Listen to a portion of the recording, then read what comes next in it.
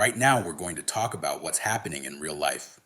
Not in theory, not in comment sections, in streets, bars, gyms, cafes, offices, and the quiet parts of your own mind. A shift is happening. Men, competent men, disciplined men, socially capable men, are making a choice that would have sounded irrational 20 years ago. They're retreating. They're not approaching. They're not starting conversations with women they find attractive. They're not taking the first step in public. They're not shooting their shot. They're keeping it clean, keeping it safe, staying in their lane.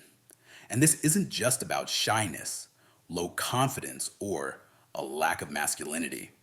If it were, you could solve it with a motivational speech and a cold shower. This is different. This is a risk-reward calculation, a rational response to a world where the rules of social interaction have changed, sometimes subtly, sometimes brutally, and where the penalties for miscalibration can feel wildly disproportionate. Many of you know the exact moment I'm describing. You see a woman you're interested in. Your instinct says, act, say something, make a move. That's how men have always moved through life. But then your brain interrupts. Not with fear, more like a warning system. It runs through everything it has learned. Social media clips, public shaming stories, workplace training modules, awkward rejections that weren't just no, but felt like humiliation. It flashes a message that doesn't sound dramatic, but hits hard. Not worth it. And here's what you need to understand. That stop signal is not necessarily weakness. A lot of the time, it's self-preservation. It's your mind protecting your reputation, your career, your nervous system, your time, your dignity. Today, we're going to break down 8 reasons why even strong men are stepping back from approaching. And we're going to do it without excuses and without bitterness, because understanding the landscape isn't about complaining. It's about moving intelligently. If you want to feel capable of action again, you have to stop pretending the environment is what it used to be. You have to understand the rules it's operating on now. Reason 1, the imbalance of consequences. This is the biggest psychological shift. In the past, the cost of a poorly timed approach was a few minutes of awkwardness and a bruised ego. You said something clumsy. She said no. You walked away. You lived to fight another day. Now the perceived cost can feel much higher. Not always because it actually will be, but because it can. We're living in a world where a private moment can become public content. The smartphone didn't just change entertainment, it changed social risk. The possibility that an interaction gets recorded, posted, framed, and amplified is always in the background now. And that changes male behavior. Because men don't just fear rejection, they fear reputational damage. They fear being portrayed as that guy. They fear becoming the subject of a clip stripped of context, where the crowd judges the worst interpretation of their intent. Even if the odds of that happening are low, the mere possibility alters behavior. That's how risk works. You don't need a high probability. You need a high cost. Add to that the reality of modern professional environments. Reputational issues can have real consequences. Careers are more brand-based than ever. Your name is attached to your work. Your online presence matters. Companies are cautious. Networks are tight.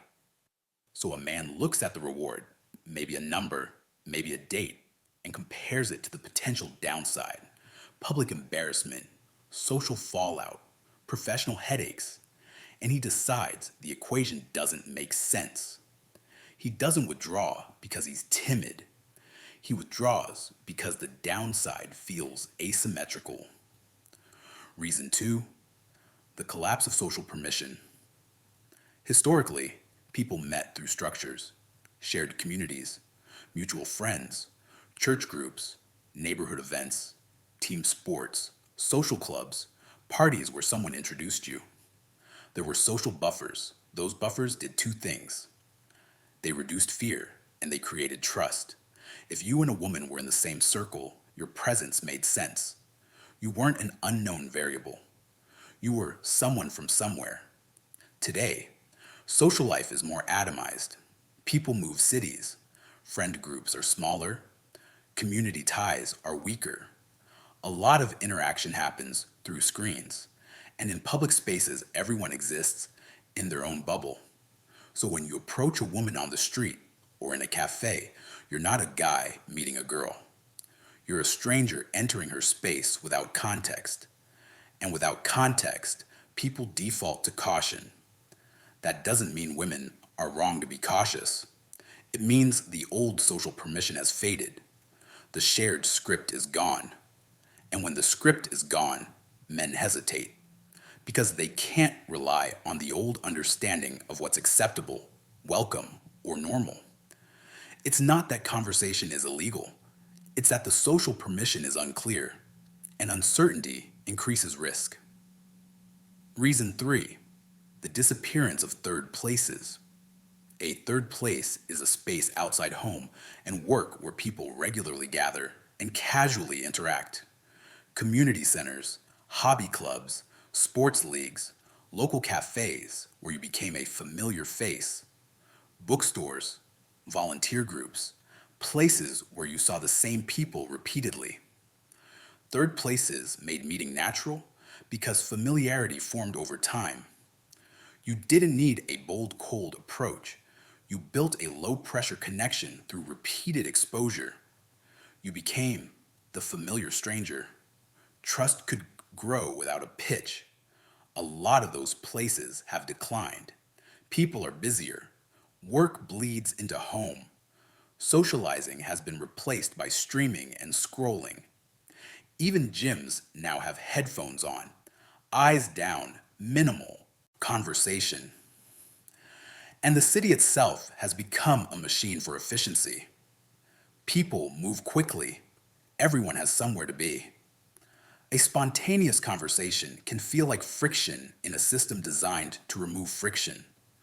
So men are left with environments that aren't designed for organic interaction. Transit, errands, crowded venues, loud bars. Approaching in those settings feels more intrusive because it's out of context. When context disappears, your approach feels like a disruption. And men don't want to be seen as a disruption. Reason 4, dating has become more transactional than romantic. Let's be honest about something men feel, but rarely say cleanly. A lot of modern dating starts with an unspoken financial script. The man pays. The man proves.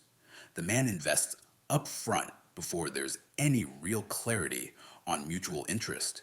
And that creates fatigue, not because men are cheap, because men don't want to feel like they're funding a stranger's time in exchange for a chance at connection. When you stack repeated approaches or repeated first dates, the cost adds up. Coffee, drinks, dinner, rides, time, planning. Meanwhile, the emotional return is uncertain, and the dynamic can start to feel like a series of auditions where you're expected to bring energy, charm, and resources to the table immediately. For a lot of men, especially men who are disciplined with money and time, that feels like a bad investment. Again, not bitterness, strategy. Men don't mind investing in a woman who invests back. What they're tired of is investing into ambiguity. When the early stage feels transactional, men back away from random approaches and focus on contexts where mutual interest develops more naturally, where both people have a skin in the game. Reason 5, the digital moat. Look around any public space. People are protected by an invisible barrier. Phones and headphones. These aren't just devices. They're social shields. They signal, I'm not available. They create psychological distance. They give people control over their environment. Approaching someone now means interrupting not just their day, but their curated reality. You're pulling them out of a stream of dopamine, entertainment, and comfort they control. And the comparison problem is real. The digital world gives the illusion of infinite options. People can swipe through profiles, messages, and attention. Even if the quality is low, the quantity creates a sense of abundance. So, in a woman's mind, an in person approach may not feel like a romantic surprise. It can feel like an unnecessary risk when she can engage from a position of control and filtering through an app. Whether you like apps or hate them, they have changed expectations. They've trained people to believe romantic interaction should start with pre approval. That makes real life spontaneity feel unusual, and anything unusual carries risk. Reason 6: cumulative psychological fatigue. Here's the part that doesn't get discussed in a serious way. Men can handle rejection. Rejection itself isn't the issue. The issue is the tone. A clean rejection, a no thank you, is fine. That's life. That's normal. That's respectful. But when rejection becomes contempt or humiliation or public dismissal, eye rolls, sarcasm, you, or making a scene, it doesn't just sting, it trains the nervous system. If a man makes 10 attempts over a few years and most of the feedback is not neutral but harsh, his brain begins to associate initiative with pain. Not just emotional pain, but social danger. And when the brain learns this leads to pain, it starts preventing the behavior before it even begins. That's not a character flaw. That's conditioning. So even strong men, men who can take losses in business, in sports, in life, can become avoidant in this specific arena because the cost isn't just rejection, it's shame. And shame is one of the most powerful inhibitors of human behavior. You don't need to be fragile to be affected by repeated negative reinforcement. You just need to be human. Reason 7: contradictory social demands create paralysis. Men receive two messages at the same time. Message 1: be confident, lead, take initiative, don't be passive. Message 2: don't be intrusive, don't make her uncomfortable, don't cross boundaries, don't misread signals. Both messages are valid, but the problem is the line between confidence and intrusion is often subjective and context dependent. The same behavior can be received as flattering by one woman and unwanted by another. The same approach can be interpreted as charming in one setting and inappropriate in another. So men start doing internal audits in real time. Is this the right moment? Is she busy? Is she with friends? Is she in a hurry? Is she just being polite?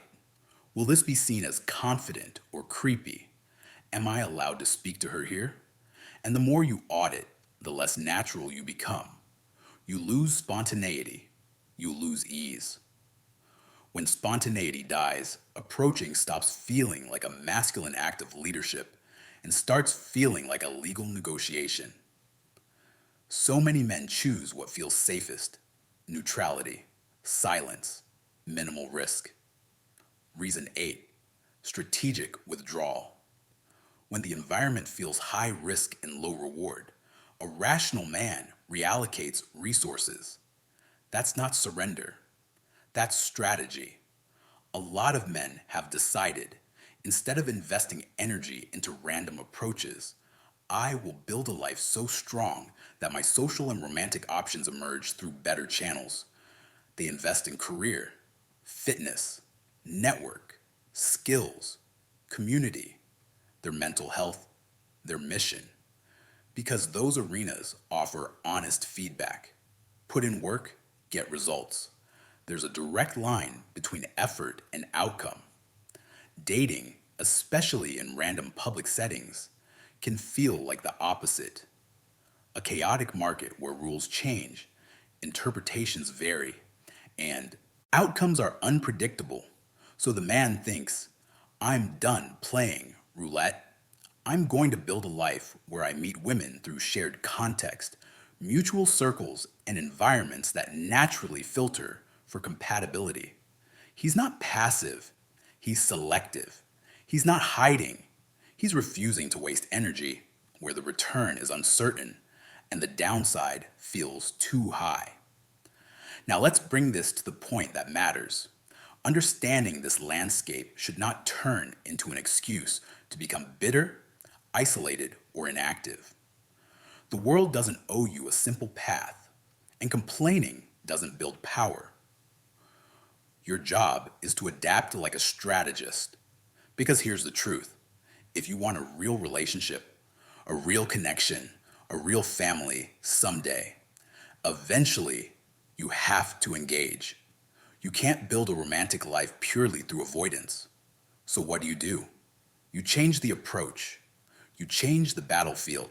You change your calibration. You stop acting like it's 2005 and start acting like a man who understands how the world works now. Step 1. Become socially literate, not socially reckless. The old model was confidence equals pushing through. The new model is confidence equals calibration. Calibration means reading the room. Is she clearly available to talk, or is she rushing? Is she engaged in something private? Is she in a closed group? Is she giving open signals? Eye contact, relaxed posture, lingering presence, or is she guarded and closed off?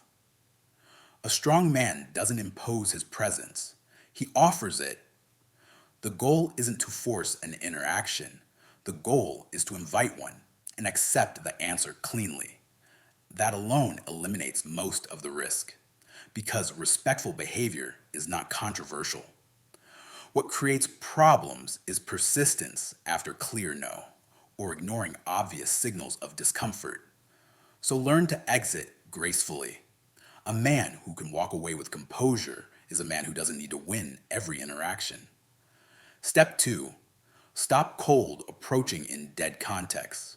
If you insist on meeting women in places where people are trapped, public transit, while they're working, while they're clearly busy, you're increasing friction and lowering odds. Choose environments where interaction is already part of the social agreement. Social events, classes, group activities, hobby communities, volunteer work, sports leagues, friend gatherings, professional mixers. In these spaces, conversation is normal. It has context. It isn't random intrusion. You don't need to hunt. You need to place yourself where meeting is natural. This is the modern replacement for lost third places. You build your own third place by joining systems that create repeated exposure. Step 3. Build a life that gives you genuine confidence. Confidence isn't a mood, it's a receipt. Men who feel shaky in approaching often don't have stable, internal evidence that they're valuable. So they search for validation through women, and then panic when they don't get it. Flip it. Train your body. Get strong. Handle your money. Improve your style. Build your social circle. Become competent. Be useful. Be disciplined. When you respect yourself, rejection becomes data, not a verdict.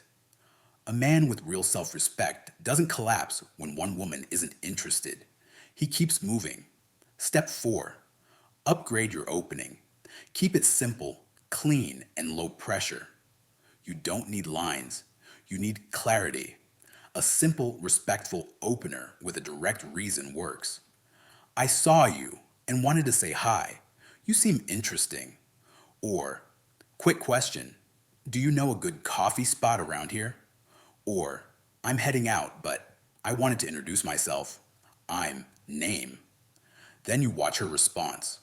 If she's receptive, smiles, asks back, stays engaged, you continue. If she's not, you exit. This is how you remove the creepy factor.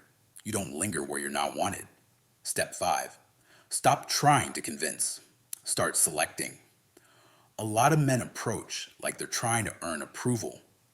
That frame creates neediness, and neediness creates pressure.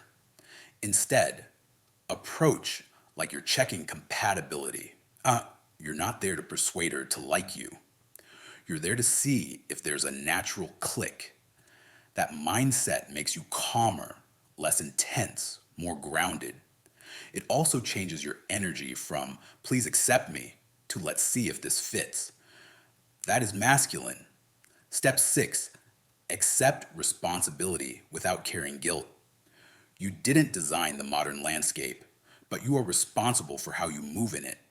You can't control social media. You can't control culture. You can't control other people's reactions. You can control your discipline, your context, your social intelligence, your emotional regulation, and your strategy. Whining does nothing. Adaptation changes everything. Now, here's the final point, and it's heavy. The biggest risk isn't rejection. The biggest risk is living 10 years with a quiet regret that you avoided the arena because it felt unfair. Then waking up, realizing you traded your potential life for comfort. So, yes, be smart. Choose your environments. Build your value. Improve your calibration. Protect your reputation, but do not turn strategic caution into a permanent retreat. A strong man doesn't act blindly. He acts deliberately. He doesn't approach because he needs validation. He approaches because he has standards. He knows his worth, and he's willing to engage with life directly. That is still possible. The world is more complex. The margin for error feels smaller. The signals are less clear. The culture is noisier. But the answer is not to disappear. The answer is to become the kind of man who can move through complexity with control. A man who knows when to speak, how to speak, and when to walk away. A man who creates context instead of chasing randomness. A man who builds such a strong life that his romantic options come from alignment, not desperation. Act, but act intelligently. And remember, the goal isn't to win women. The goal is to win yourself, to build a life you respect so deeply that whether a woman says yes or no, you remain intact. That's the position that wins now.